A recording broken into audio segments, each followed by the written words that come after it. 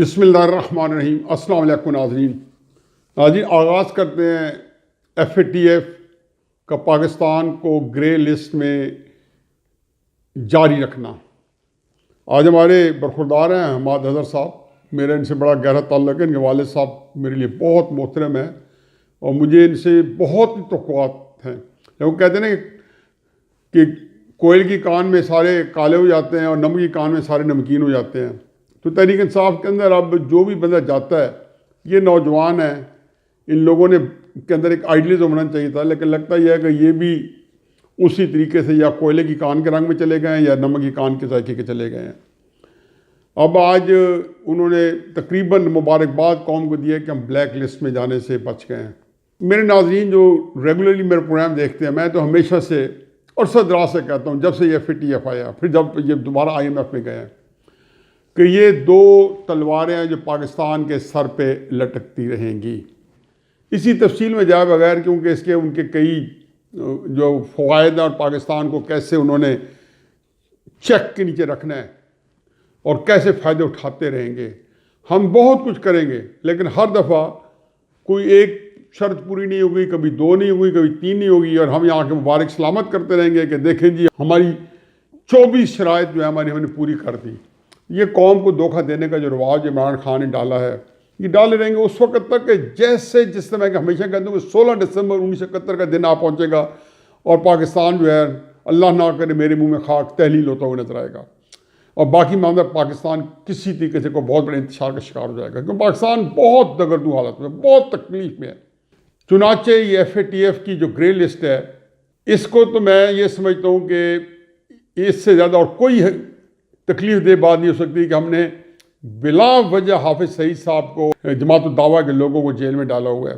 कोई वजह नहीं है। हमने सिर्फ हिंदुस्तान के जिसके आगे जिसको कहना चाहिए कि सरनगू होके और नाक की लकीरें हमारी कटवा रहा है, उन लोगों से जो कि पाकिस्तान और इस्लाम के लिए इंतहाई बहुत बड़ा जज्बा रखते हैं, उनके साथ पाकिस्तान का अरसा याद तंग हो गया। ऐसे ही था जैसे डॉक्टर कदीर खान, जो कि मैं समझता हूँ कि क्या आज़म के बाद पाकिस्तान का बल्कि हज़ारों साल नरगिस अपनी बेनूरी पे रोती है और बड़ी मुश्किल से डॉक्टर कदीर खान जैसे बंदे आते हैं जिन्होंने पूरा पाकिस्तान को वो डिफेंस दिया है कि आज हम दो पाँव पे खड़े हैं और किस तरीके से हमने उनको अपने हाथ से उनकी तौहीन करवाई। यही कुछ है। हम अपने जितने जो जिन लोगों ने पाकिस्तान को असल दिलो जान दिया, सब कुछ दिया, वो आज कल भुगत रहे हैं, जेलों में पड़े हैं और कोई पुरसान हाल नहीं है। और अब क्या किया जाए? वो कहते हैं ना कि है जुर्म ज़ईफ़ी की सज़ा मर्ग मफाजात। अब ग्रे लिस्ट में ये फिर भी नहीं निकलेंगे, ये जून में भी नहीं निकलेंगे।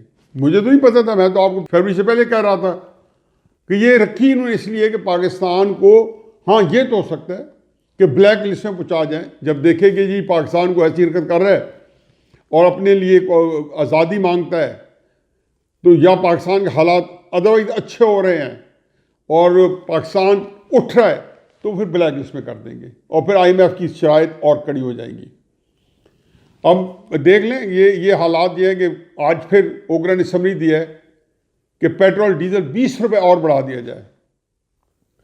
अगर इस मुल्क में 20 रुपये बढ़ा दिया गया तो क्या हशर बर्पा होगा। और वज़ीर आज़म साहब कमाल मेहरबानी से कहेंगे नहीं नहीं नहीं नहीं मैं 3 रुपये से ज़्यादा नहीं बढ़ाऊंगा, और पिछले 2 महीने से मिला के ये को अब 20 रुपये हो चुके होंगे या 22 रुपये, और ऐसा ऐसा ये 20 रुपये भी बजट से पहले होंगे, क्योंकि IMF ने इनको जो शराइत रखी है और फिर ग्रे लिस्ट वाला जो निज़ाम है, तो बस ये चलता ही रहेगा। मुझे इसमें एक और तकलीफ़देह सूरत हाल का सामना है, और ये तकलीफ़देह सूरत हाल से मैं एक तवज्जो दिलाऊं नोटिस के लिए ला रहा हूँ कि मैंने देखे पाकिस्तान के अंदर बेशुमार लोग जो कि पाकिस्तान से दिलो जान से मोहब्बत रखते थे और रखते हैं। मैं पिछले दिनों देखे FATF का इजलास बैठा है, तो मैं बड़ी महफिल में बैठा हूँ, बहुत पढ़े लिखे लोग थे और सारे कहें कि अल्लाह करे पाकिस्तान ब्लैक लिस्ट पे चला जाए। यकीन जानो मैं दहल गया कि कोई अपनी औलाद के मरने की भी दुआ मांगता है, कोई माँ बाप के मरने की भी दुआ मांगता है। ये कैफियत जब होती है तो क्यों होती है? ये तवज्जो दिलाओ है, लेकिन जिन लोगों ने तवज्जो नहीं देनी वो इससे भी अपना मतलब खस करेंगे। ये नहीं देखेंगे कि लोगों को तकलीफ पहुंचा के, परेशान करके लोगों को मादर वतन से बहुत मुतनफ़र किया जा रहा है। ये वो कैफियत है जो कि फेटफ के तनाजुर में मेरा ख्याल था कि मैं जब ये आएगा तो ये भी रख दूंगा कि यहाँ पे लोगों की किस तरीके से सोच में क्या क्या चीज़ें आ गई हैं। सुनाचे एक जो सोच के अंदर इस तरह के जो तनाव है या जो पोल्स अपार्ट है, कई किस्मों की सोचें जो हैं वो कई कई तौर पर पहुँची हुई हैं, ये मुल्क के लिए वैसे ख़तरनाक है। अब आगे आ जाते हैं। वज़ीर आज़म साहब ने आज एक LNG पे मुआहिदा किया है, लॉन्ग टर्म मुआहिदा। ये लॉन्ग टर्म मुआहिदा वो है, तन मन धन से इसकी ये मुखालफत करते रहे थे और इसके खिलाफ प्रोपेगेंडा करते रहते कि आपने लॉन्ग टर्म क्यों किया है। इसमें बड़ी अजीब व गरीब सूरत हाल है। एक पहली तो है कि जो दो ऑप्शन है वो कतर के पास है। मसलन जब गैस सस्ती होगी तो कतर के पास ये चॉइस है कि आपको दे या ना दे। अब होता ही है कि सर्दियों में गैस की खपत ज़्यादा होती है और स्पॉट चूँकि सेलिंग शुरू हो जाती है तो क्रेट्स असबाब में पहुँचते हैं। तो चुनाचे जो पुराना माहिदा था जो शायद खाकान अब्बासी साहब के वक्त में हुआ था, उसमें पाबंद है जितनी गैस हमने उन्हें ख़रीदी हुई है 13.2% ऑफ द ऑयल प्राइस उस जगह फिक्स होती है। इन्होंने उसमें मैं आता हूँ, इन्होंने तकरीबन 10.5% ऑफ द ऑयल प्राइस की है। लेकिन इनके पास ये कतर के पास चॉइस है कि जब गैस महंगी होगी दें या ना दें। इसके साथ साथ जो अगली चीज़ देखने की है वो ये है कि 13.2% जब की तो ऑयल की प्राइस $45 थी, यानी कि हमें वो तकरीबन पड़ी $4। अब इन्होंने 10 पॉइंट समथिंग की है, तो ऑयल की कीमत, जो क्रूड ऑयल की कीमत मार्केट के अंदर है वो $60 से ऊपर है, यानी कि वो $6 की पड़ी है। तो वज़ीर आज़म साहब किस चीज़ का बचत कर रहे हैं? टेक्निकली $2 महंगी खरीद दी गई है गैस आज भी, क्योंकि उन्होंने 13.2% $45 क्रूड ऑयल पे लिए हुए हैं खाकान अब्बासी साहब ने, और इन्होंने लिए हुए हैं 10.5% of the crude oil. Definitely इस सामने तो लगता है कि बड़ा जी थोड़ा लिया, 3% कम है, लेकिन जब ट्रांसलेट होती कीमत में तो कीमत है $6 की। चुनाचे इसके बारे में भी ये लोग जो है जिसको कहने चाहिए वो नहीं होते जो हैट में से कभी कबूतर निकालते हैं और कभी छुरी निकालते हैं और कभी क्या निकालते हैं, वो बस्करे से वो करने वाले जादूगरी। तो ये जादूगरी के अलावा इनके पास कुछ भी नहीं देने को। और फिर टेंडर नहीं किए गए, टेंडर के बगैर ली गई। भाई टेंडर करके देखें, हो सकता है इससे भी सस्ती मिल जाती। तो ये भी नहीं पता कि टेंडर नहीं किए गए, निगोशिएट की गई है। जबकि शायद खाकान भाई साहब ने जब की थी तो पूरी दुनिया से टेंडर करके फिर हार्ड निगोशिएशन करा के फिर भी पैसे कम करवा के कतर के साथ ये काम किया गया था, और उनसे ये हमारा वायदा 15 साल का हुआ था। आखिरी चीज़ मेरे ख्याल में डस्का का इलेक्शन है, और क्या कहना चाहिए, मैं तो वाकई इंजॉय सिचुएशन कर रहा हूँ। वो 4 हल्के खोलने के लिए जो बंदा हलकान हुआ जा रहा था, वो आज एक हल्का खोलने के लिए जो है वो तड़प गया, सुप्रीम कोर्ट के पास पहुँच गया है। और ये कहते हैं जी कि कॉल ऑफ फेल में तजाद के बारे में ये लोगों ताने देते हैं, या इनके मुंह पे ये बातें हमेशा सुनेंगे, ये कॉल ऑफ फेल में तजाद है जी, ये पहले ये करते रहे फला। ये यकीन इनका आप कुछ नहीं बिगाड़ सकते। ये जो बेशर्म बंदे हो जाए, बेहया हो जाए, सारी शर्म और हयात को बालाए ताक रख चुके हों, उनका आप क्या बिगाड़ सकते हैं? कल जब ये डिसीजन आने वाला था तो शिबली फराज साहब की प्रेस कॉन्फ्रेंस के चंद लफ्ज़ हैं और फरमा रहे थे कि जो फैसला होगा हम कबूल कर लेंगे। और फिर शाम को मुंह से झाग निकल रही थी और फरमाया जा रहा था कि बड़ी ज़्यादती हो गई और बड़ी हमारे साथ न्याय हो गई। ये है इनका चाल चलन कि एक वक्त में, एक ही दिन में सुबह जब पता नहीं था कि फैसला क्या आने वाला है, तो इनका ख्याल था कि ये हो ही नहीं सकता कि हल्के दोबारा खुल जाए। अब डस्के के बारे में मैं सिर्फ एक बात कर दूं कि हकीकत यह है कि मैं कहता हूँ कि अल्लाह ताला जो है उसकी भी क्या अजीब एक निज़ाम और क्या स्कीम्स होती हैं। अब ये हल्का जिसने एक हार या जीत ने किसी को थोड़ी बहुत इज्जत देनी थी और किसी को थोड़ी बहुत सुबकी देनी थी, वो हल्का जो है अब बिल्कुल एक पूरी की पूरी सियासत को कास्ट कर रहे हैं। अब 18 मार्च जब इसका इलेक्शन होगा तो अब 3-4 चीज़ें ज़हन में रखें। नंबर 1, आज से लेके 18 मार्च तक आप देखेंगे कि ये हर टीवी टॉक शो, हर सियासी गुफ्तगू, हर महफिल, हर शादी, हर ब्याह, हर खुशी, हर गमी, हर इज्तिमा के अंदर ये ज़ेर बहस आएगा। चुनाचे इस तरीके से सियासी तौर पे उसके ऊपर पूरी तबाज़माई होती रहेगी। दूसरी बात, पूरी मुस्लिम नून को अब ये मौका मिल गया है, जो इलेक्शन डे की तैयारी जो है, अब उन सारी खामियों को, लूप होल्स को सामने रख के उनके पास 18-20 दिन है कि इलेक्शन डे को उन्होंने कैसे कवर करना है। पोलिंग एजेंट से लेके उसको गार्ड करना, प्रिजाइडिंग ऑफिसर करना, उनकी ट्रेनिंग करना। अब उनके पास ये है कि हर अपने पोलिंग एजेंट की ट्रेनिंग करें, प्रिजाइडिंग ऑफिसर के साथ किस तरीके से करना, फिर अपने बेहतरीन वर्कर्स जो हैं दूसरे शहरों से बुलवा के, सियालकोट से बुलवा के, जो एक्सपर्ट है पोलिंग कराने में, जिनकी फैमिली एक्सपर्ट है औरतों के पोलिंग को हैंडल करने में, जो पढ़े लिखे लोग हैं, उनको सबको बिठा के कवर करना। तीसरा इसका एस्पेक्ट देख लें, सरकारी मुलाजिम होता है। मुझे यकीन जानो कि वज़ीराबाद के भी और डस्का के भी वो लोग जिन पे अताब गिर चुका है, वो लोग भी बच चुके हैं।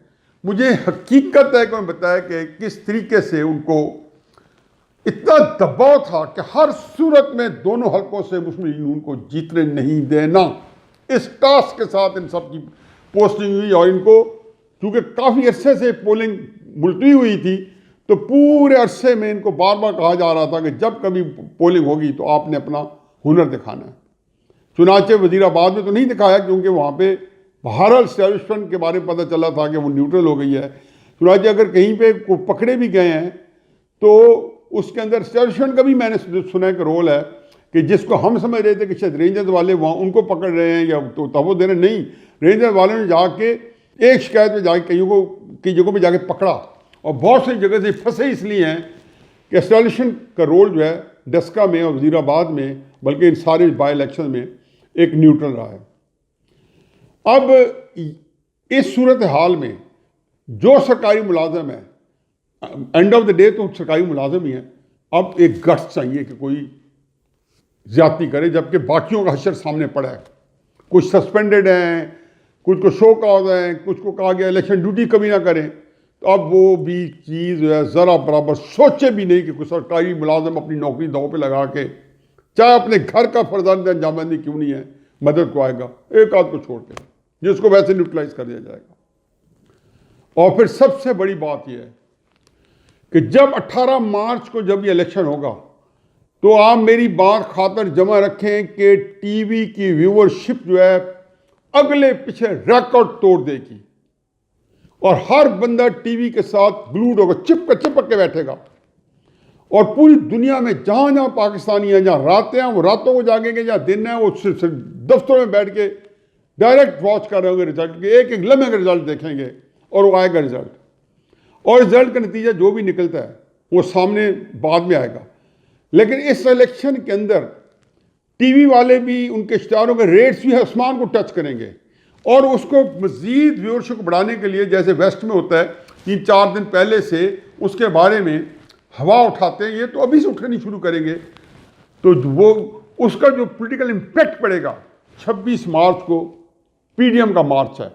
यकीन जानो कि इस इलेक्शन ने एक नई रूह फूंक के जानी है इमरान मुखालिफ कुव्वतों में, और जब ये सिलेक्शन को सामने आएगा, और इसमें एक ज़बरदस्त किस्म की चीज़ आ रही है, क्योंकि इस इलेक्शन ने पीटीआई को बहुत ही बेइज्जत करके रख दिया है, ह्यूमिलिएट करके रख दिया है।